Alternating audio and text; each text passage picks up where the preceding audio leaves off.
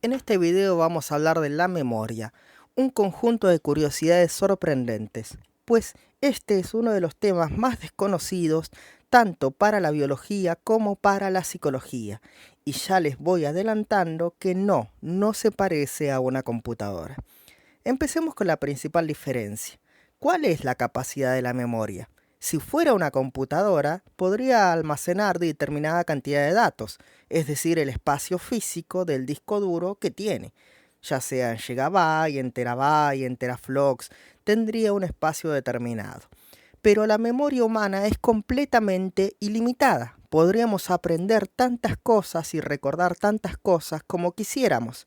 No es que con la llegada de la vejez se vaya llenando el disco y no pueda almacenarse nuevos recuerdos, sino que simplemente por el deterioro que conlleva el envejecimiento se va deteriorando precisamente esa capacidad de generar y almacenar y recuperar los recuerdos, al igual que el resto de las funciones del organismo.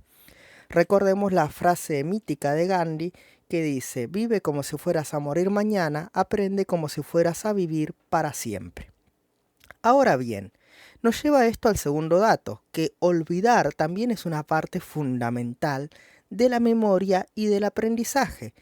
El olvido permite separar eficientemente aquello que es fundamental, importantísimo, elemental para comprender las cosas, de todos los datos superfluos, irrelevantes y todas las cosas que vivenciamos y experimentamos a diario.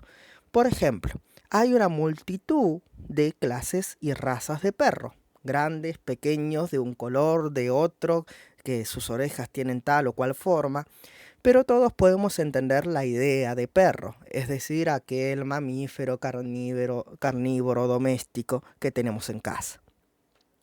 Quien no podía diferenciar un perro de otro era Funes, el memorioso, aquel protagonista del cuento de Jorge Luis Borges que era incapaz de olvidar hasta el más mínimo detalle.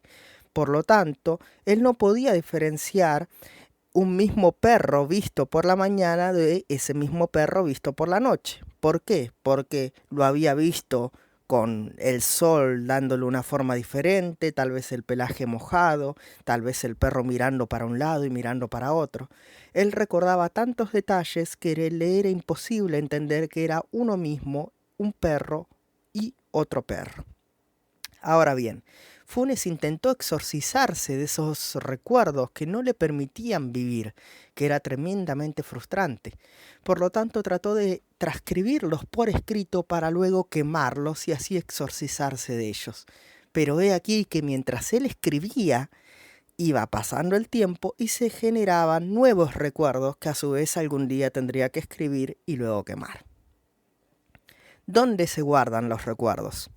Por ejemplo, se puede citar la glándula pituitaria o la amígdala, que son zonas del cerebro que lo que hacen es intervenir en el proceso de formación y almacenamiento. Es decir, ellos generan neurotransmisores que luego permiten fijar esos recuerdos.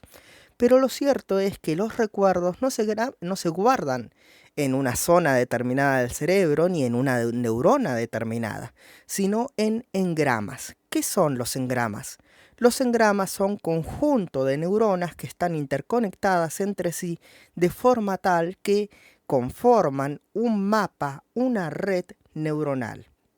Y cada una de ellas conserva una mínima parte de información del recuerdo, tal vez un sonido, un olor, una imagen, y entre todas ellas conforman el recuerdo general. Esto es una adaptación evolutiva importantísima, porque si tenemos un accidente, un traumatismo, un ACV, puede que se pierda parte del recuerdo porque algunas neuronas mueran o resulten dañadas, pero nunca se va a perder todo el recuerdo o toda la memoria. Lo cual nos lleva al hecho de que recordar es modificar. Los recuerdos no son una base de datos inalterable, sino que al ser reconstruidos se reordenan para que tengan sentido cuando son recuperados y luego cuando son almacenados nuevamente sufren un proceso de modificación. Por eso es que tal vez por ejemplo, un recuerdo común a una familia que se fue de vacaciones, no sé, en un lago, en un bote, puede tener diferentes variables. Algunos pensarán que fue por la mañana, al amanecer, otros pensarán que el paseo fue por el atardecer, otros pensarán que el bote era marrón, otros que el bote era negro, oscuro, etcétera. Lo cual nos lleva a la idea de lo fácil que es generar falsos recuerdos para el cerebro. Tal vez recordar distinto a otra persona, a un programa de la infancia, pensar que uno ha estado en una fiesta con amigos, tal vez hace 10 años, porque la sumatoria de las anécdotas extraordinarias que pasaron en esa noche nos hacen pensar o vivenciarlo como si hemos estado allí, o el típico caso de los sueños, que creemos haber vivido algo que hemos soñado o creemos que hemos soñado algo que hemos vivido realmente. Lo cual nos lleva a pensar, por ejemplo, en los disparadores del recuerdo. En la mente hay una serie de gatillos, de llaves, que son una especie de disparadores que lo que hacen es recuperar en el momento en que son activados recuerdos muy precisos que creíamos tal vez ya perdidos. Este es el caso de la Magdalena de Proust en la búsqueda del tiempo perdido. O, por ejemplo, un caso cotidiano, tal vez levantarse una mañana y sentir el aire, respirarlo, sentir si está cálido, fresco, húmedo, si tiene aroma a polen, y que todo ese recuerdo nos lleve a pensar, a recordar un montón de mañanas vivenciadas de esa misma forma o similar. Y por ejemplo, en el caso de hoy en día, con el fenómeno de Pokémon Go, se han subido unos memes a Facebook, a Internet, a otras redes sociales, en las que aparecían, por ejemplo, esos tazos de Pokémon que podíamos coleccionar en nuestra infancia. Y cómo te das cuenta de que ese súbito recuerdo que asalta tu mente te deja palpable que ha estado ahí guardado, latente, solo que no ha sido usado porque no lo requerías, no lo necesitabas. Ahora bien, hay distintas formas de entrenar la memoria. Por ejemplo, en el caso de la memoria escénica, la memoria de la vida, la memoria de los recuerdos vividos, una práctica común, pero ya perdida casi hoy día, es la práctica de la reconstrucción del recuerdo. Es decir, llegar a fin de día, llegar a fin de semana, llegar a fin de mes o a fin de años y redactar, pasar por escrito las cosas importantes que has vivenciado y que no quieres olvidar, que querés guardar o registrar.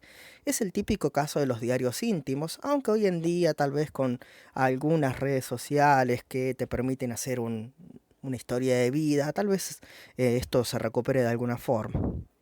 Y en el caso del aprendizaje más académico, también es importante destacar que acá no interviene únicamente el intelecto o la lógica, sino que el contexto y las emociones asociadas al aprendizaje hacen que un recuerdo se fije, que un aprendizaje se fije mucho más.